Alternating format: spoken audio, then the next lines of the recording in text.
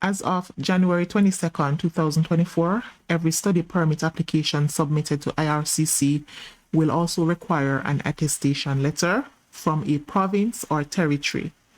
Provinces and territories are expected to establish a process for issuing attestation letters to students by no later than March 31st, 2024. So if it is that you are looking to go to Canada to study, if you are not within one of the categories of students identified here, a minor child in a primary or secondary school, that's kindergarten to grade 12, a student in a master's, PhD, or other post-grad program, or a student applying to extend your study permit. These are the only set of persons that don't necessarily need to have an attestation letter. Outside of these, then you will need an attestation letter from the province or the territory where you plan to study.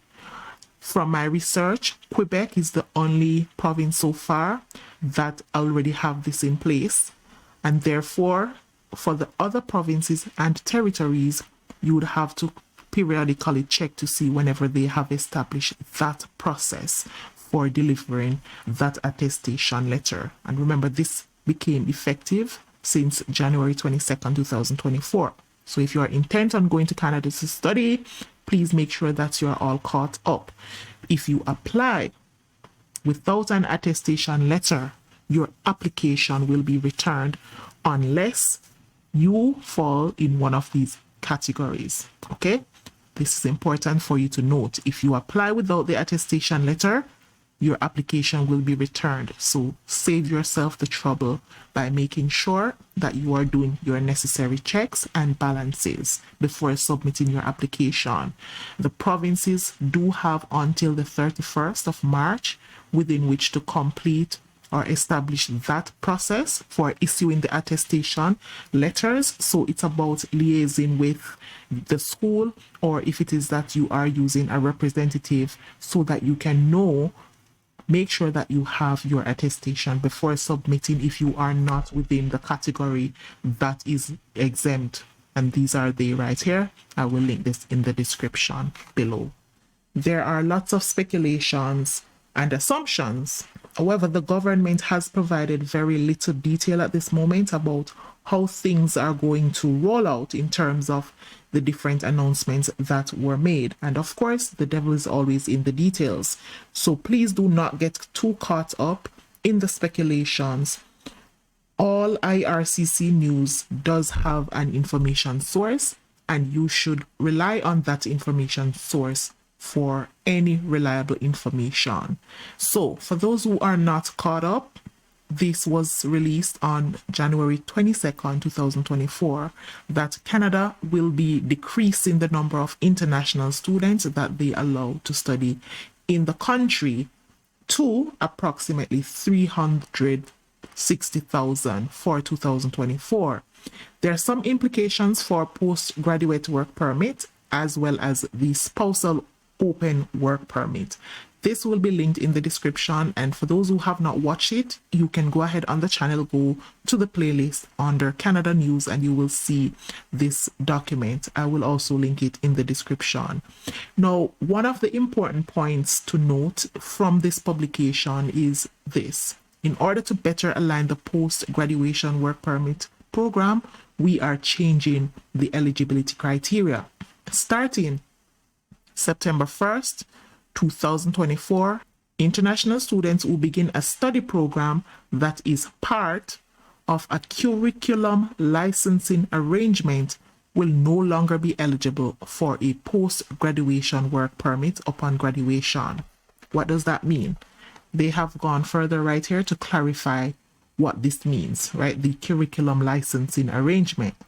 So under the curriculum licensing agreements, students physically attend a private college that has been licensed to deliver the curriculum of an associated public college. Now, if you are studying in any one of these institutions effective September 1st, 2024, then you will not be eligible for a post-graduation work permit once you have graduated.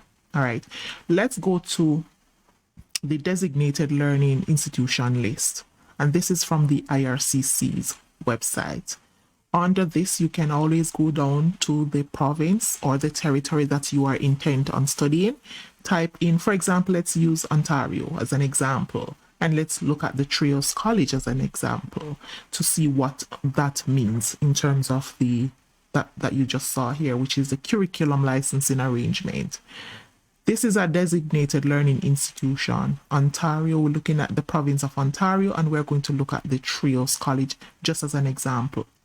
Here, you're seeing that what currently exists is that Mohawk College of Applied Arts and Technology at Trios College Business Technology Healthcare Inc.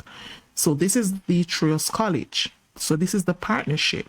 Trios College on its own not able to deliver the postgraduate work permit, but because they have this partnership with the Mohawk College, then they are able to offer the postgraduate work permit. This is another one, Salt College of Applied Arts and Technology at Trios College. This is Trios College on its own. Trios College Business Technology Healthcare Inc. No for postgrad work permit. They are not able to deliver, but when they have the partnership with different colleges, then yes, they are eligible. Students would be eligible to apply for a postgraduate work permit. Mind you, check again further in the year, September 1st, 2024, when this list is expected to be updated with yes, no for the different colleges. But bear in mind, if it is that you are going to study or undertake a program of study that is a part of the curriculum licensing arrangement, that is, students physically attend a private college, right? Look at the example that has been licensed to deliver the curriculum of an associated public college, and you have the associated public college. So look for things like these.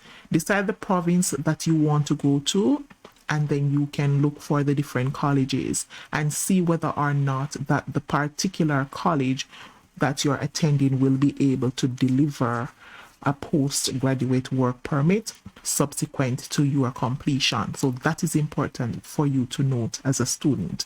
So graduates of master's degree programs will soon be eligible to apply for a 3-year work permit. So that is good news for persons who are pursuing master's degree. As it is now, postgraduate work permit is usually in alignment with the number of years that you study. So if you are doing a master's program for, say, 1 year, now those graduates of master's degree programs will soon be eligible to apply for a 3-year work permit. So let's look at the other important one in the weeks ahead. Now, this is going to now talk about the open work permit for spouses of international students. In the weeks ahead, and this is not clear as to if it's 2 weeks, 3 weeks, 4 weeks, it's not clear, and so those information are to come. So don't speculate, just wait for that information to come. Open work permits will only be available to spouses of international students in master's and doctoral programs. Now, this statement alone has prompted questions, and I'm seeing it all over the place where students already in Canada want to know if this affects them in terms of, okay, I'm already in Canada and I'm a student. Does that mean that I'm not able, but they're not necessarily doing the master's or the doctoral program? Does that then mean my spouse is not able to apply for a spousal open work permit? That is unclear. If your spouse had already applied for an open work permit, I could understand that. I don't think that they would be so cruel to not approve, but if your spouse had not already applied, then it's a wait and see regarding how that will work for students already in Canada.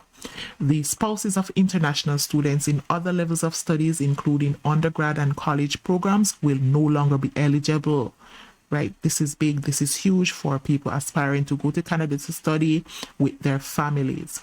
All right. So these important measures announced today complement other recently announced reforms to the international student program. And remember that first publication had to do with the the financing, it now requires at least 20,635 for a single student applicant to study in Canada. So they're saying that this new publication complements that, and of course there are going to be more information to come. Now this was also published on the Twitter for IRCC, simplifying the information. I will also link this in the description. It's always important for you to make sure that you are checking the institution that you are intent on studying to make sure that it's considered a designated learning institution. You can just go to the DLI and choose the province of your choice, be it Alberta, British Columbia, Manitoba, New Brunswick, any one of these, and make sure that the colleges that are listed there, make sure that you see where they do offer the postgrad work permit. Be mindful, and this is just an example of these partnership. It's called let me go to the source document right here.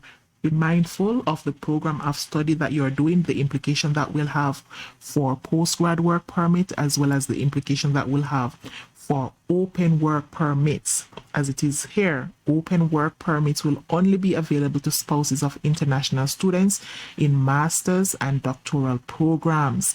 That is clear. It doesn't get any clearer than that. That is for the open work permit, meaning that if you are studying in Canada as a student and you want to take your spouse and your child, open work permits would only now be available for international students in the master's and the doctoral programs.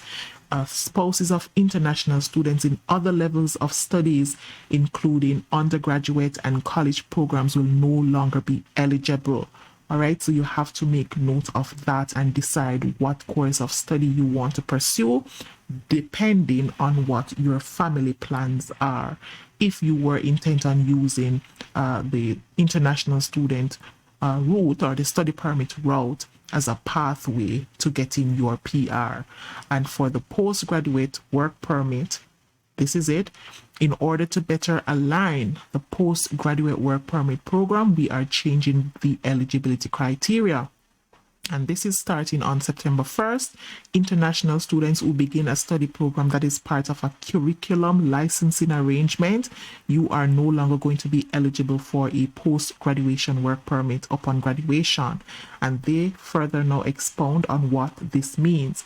Under curriculum licensing arrangements, students physically attend a private college that has been licensed to deliver the curriculum of an associated public college. These programs have seen significant growth in attracting international students in recent years, though they have less oversight than public colleges, and they act as a loophole with regards to post-graduation work permit eligibility.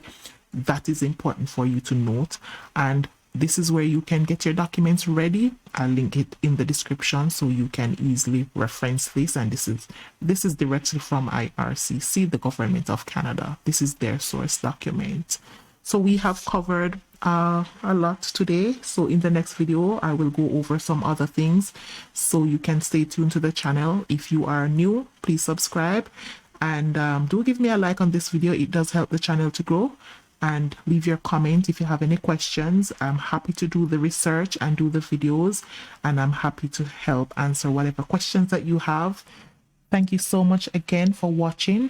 Do give me a like, subscribe if you have not done that, and I will see you in the next video.